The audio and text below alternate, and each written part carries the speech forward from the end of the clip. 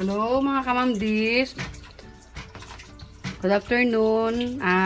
Ipapakita ko po ngayon, nandito po ako ngayon, ipapakita ko po sa inyo kung paano magluto ng punaw, clam in English. Shell po siya, dito po sa punaw. So una po, lalagyan natin siya ng mantika. Initin po natin. Mainit na po kasi kanina. So, ito po gaya ng dati, sarili ko lang po itong version. Kung paano lang ako magluto. Hindi po ako nagtuturo kasi kanya-kanya po tayo ng way kung paano magluto. Pinapakita ko lang po dito sa vlog ko na kung paano ako magluto ng isang putahe. Sarili ko pong version ito, mga ka-MomDy's. So, una po, palagi ko pong inuuna ang luya. Kasi para po siya mabango. At the same time, maalis ang lansa. Kasi siyempre po shell sa dagat, hindi maiwasan siya malansa. So, ito po ang ng luya. Okay. Tingnan na po natin siya.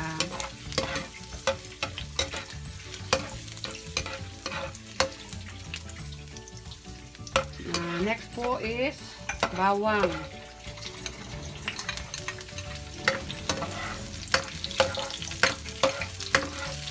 Madali lang naman po ang pagluto ng shell. Paborito po ito ng aking panganay na anak. Kaya isa rin po ito sa mga niluluto ko. Sunod po ay ang sibuyas.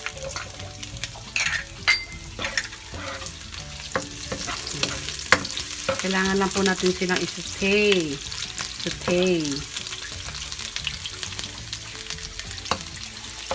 Isa. So, na-smell ko na po ang aroma ng hinalong sibuyas, bawang, and luya. So, pag okay na po siya, pagluto na po siya,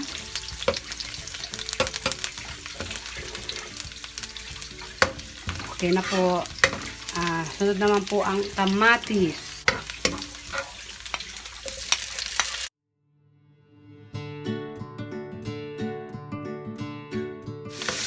Ituin lang po natin ng konting minuto ang kamatis para isa rin po siya sa nagpapasarap ng sa shell, sa punaw. Ako po hindi po ako naglalagay ng kalamansi sa shell. Kaya po gaya ng sabi ko, kanya-kanya po tayong paraan kung paano natin lutuin ng mga ulam na ating mga mahal sa buhay. So optional lang po, pwede mo siyang lagyan ng kalamansi or hindi. Choice po natin. Kasi ito po kasi pagluto na siya, malalasa mo po ang matamis-tamis siya. Matamis-tamis po siya. So, pag nilagyan mo po siya ng kalamansi, hindi mo na po siya hindi mo na po malalasahan ang tamis ng shell. Kasi fresh po siya. Paghapon po sa market, mga 2 o'clock, nandiyan po yung mga fresh galing sa dagat, galing Kalabanga.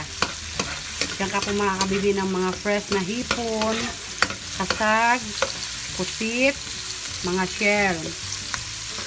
So, okay na po siya. Luto na. Next na po natin ilalagay ay ang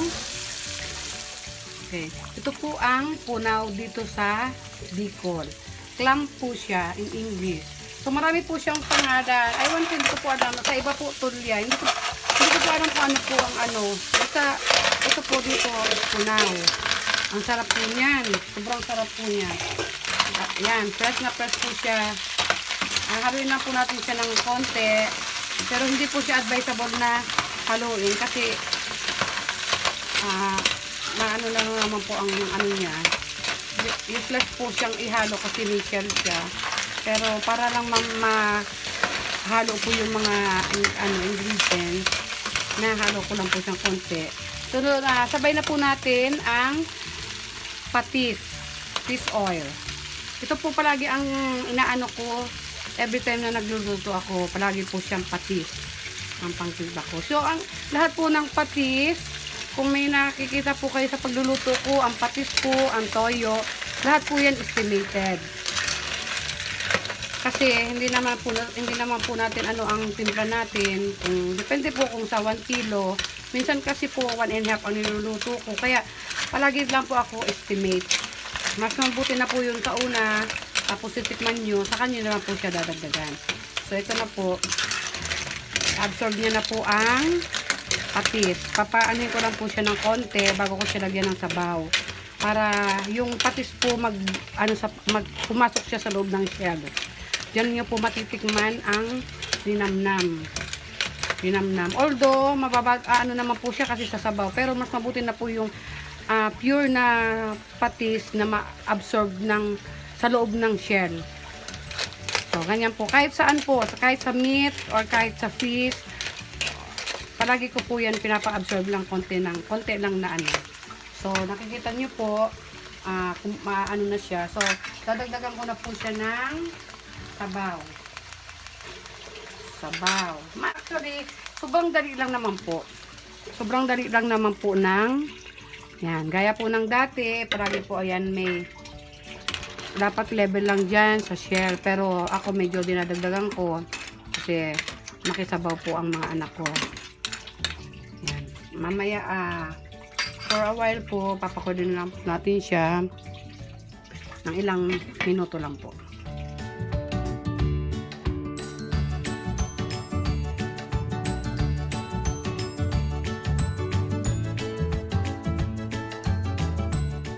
Okay na po siya. Kulo na. So, hindi po siya kailangan na sobra overcook. Taste ko lang po muna kung tama yung patis. Kasi sa tingin ko medyo kulang po. Kasi marami siyang water. Okay na po siya. Matamis-tamis. Okay na po siya. Lagyan na po natin siya ng dahon ng sili. Yan.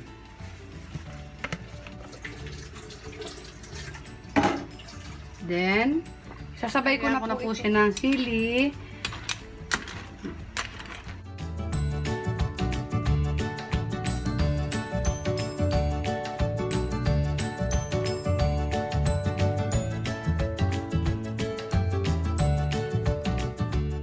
Okay na po siya, mga ka-MomDy's. Done na po siya. Pwede na siyang iserve mamaya, pag dinner. So, wala po akong ibang ginamit. Nakita niyo po, hindi po ako nagamit ng magic sarap ngayon. Kasi, okay na po siya. Kasi ang habol ko po dito yung taste ng punaw. Manamis-namis po siya kasi fresh siya galing sa dagat. So, okay na po ngayon mga ka-MomDy's. Thank you for watching. Please like, subscribe, and share to your friend. Thank you. Bye-bye. God bless.